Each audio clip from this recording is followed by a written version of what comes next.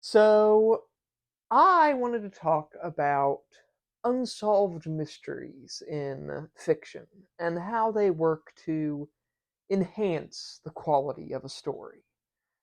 Granted, I'm no expert on the subject, and I only know what I've learned from other people in my 20 years of existence.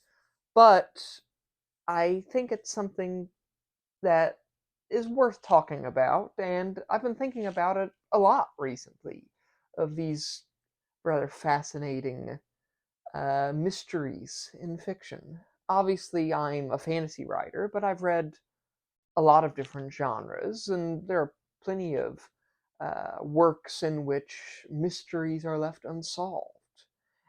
But there's really only a few kinds that have really got me thinking. Like, you have your typical plot hole, I know, where there's not really a mystery, there's nothing to enhance the story itself. It's just someone forgot to explain how something happens or when it happens, etc. Sometimes these aren't even the writer's faults, but they can still cause frustration in the audience, which is not what you want. These sorts of quote unquote mysteries are to be avoided, and either with creative gardening after the fact or with extensive editing. Sometimes you can improvise and make something good out of it. But uh, what's more important than that kind of mystery, I would like to talk about those mysteries that are designed to be unanswered. Those mysteries that sort of gnaw at the back of your mind and force the audience to, whether they be readers or viewers or listeners, to really engage with the work and try and figure things out for themselves. Now, this could be anything, really, from The Shining to that one tree in Star Wars to the video game Darkest Dungeon, and also, I suppose, to the many unexplained mysteries of H.P. Lovecraft's writing. But some really stick with me, such as who convinced Sir Mandon Moore to try and kill Tyrion in George R. R. Martin's A Clash of Kings. It's a really great twist with Tyrion in his moment of triumph getting his face slashed open by a knight he thought he could trust. Only no one really knows who got Sir Mandon Moore to do it. It could have been Cersei, and Joffrey doesn't really have much of a spine, but he could have done it. And there's always Tyrion's nemesis, Littlefinger, who hasn't really stopped trying to get him killed. And hell, it could have been Varys trying to make it look like it was one of the other people doing it.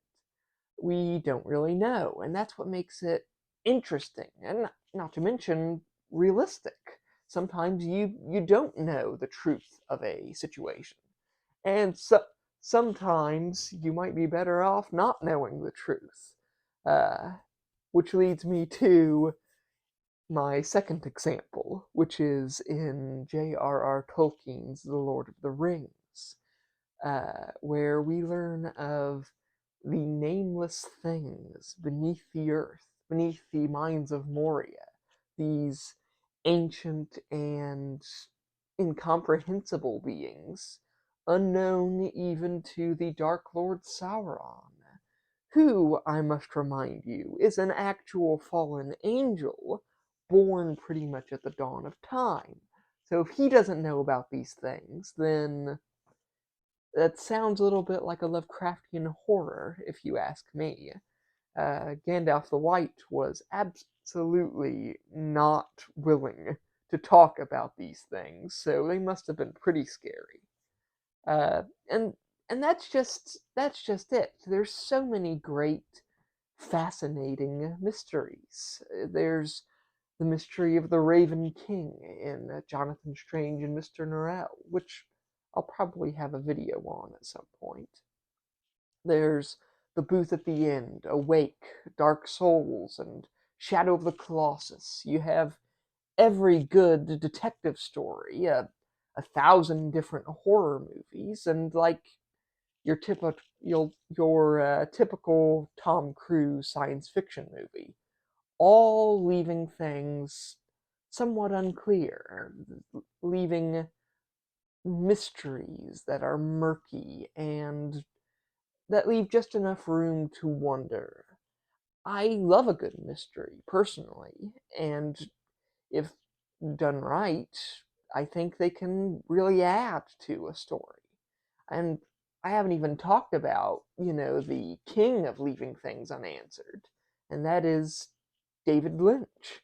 I mean, he might know what's going on, and more often than not, I don't think he does. But at least he's being intentional about it. He's not hand waving the random, dreadful, and painfully dreamlike stuff that happens in his stories.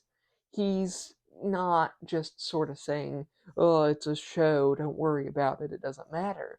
No, he's saying it certainly does matter, but it matters to us. It matters that the story becomes a part of the audience, that it leaves some questions unanswered so that we can answer them for ourselves. Ideally, you might answer a few of the important questions, but leave us something to noodle on. One of my biggest complaints about Lynch is that he makes me work a little bit too hard to figure out what's going on sometimes. I mean, it's why I like the first season of Twin Peaks so much, because I think he answers just enough in many ways. There's still enough mystery to keep us wondering, and that's a good thing. So, yeah, I think I just realized I need to do a video on Twin Peaks at some point, but not today. Today, I think we should sit back, relax, and wonder at the great mysteries of fiction and allow ourselves to become lost in those wonderful worlds with so many great riddles and enigmas that might entertain us to solve. Uh, I guess like and subscribe if you liked the video, and if you didn't, you know what? Also go ahead and like and subscribe. Don't be a jerk. But yeah, until next time, bye.